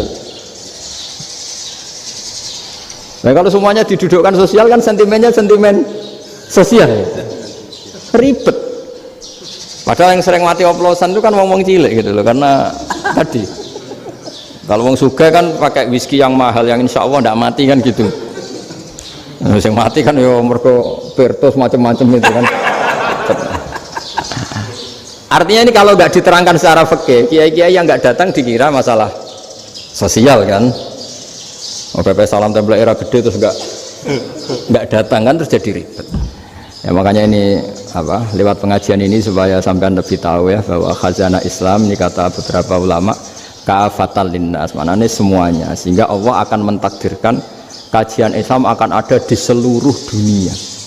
Jadi kenapa IAIN marak di Indonesia, UMM, Universitas NU banyak, karena agama ini kafatal linnas, tidak miliknya orang Arab tapi milik semua. Orang alimnya juga gitu. Ketika ada liga alim seluruh dunia, itu orang Indonesia, orang Afrika, ya selalu ada orang alim yang kelas dunia. Seperti dulu ada Imam Bukhari, itu as-sakhul kutub ba'da kitabillah, kitab terbaik setelah Quran itu Bukhari, padahal dikarang oleh orang Uzbek. Kata siapa? Islam As-Sobyan, orang Arab ngakui kalau kitab paling sahih itu Bukhari. Mekah Madinah pun ngakui kalau kitab paling sahih Bukhari, padahal pengarangnya ada orang Arab. Orang mana? Uzbek. Imam Ghazali yang diakui seluruh dunia itu Atus itu ikut Persia, juga bukan orang Arab. Sibawai, jadi orang Persia. Nah ini yang belum ada orang Malang ini, tinggal PR ini. Ya, nyusul ya. Ya, saya kira demikian. Assalamualaikum warahmatullahi wabarakatuh.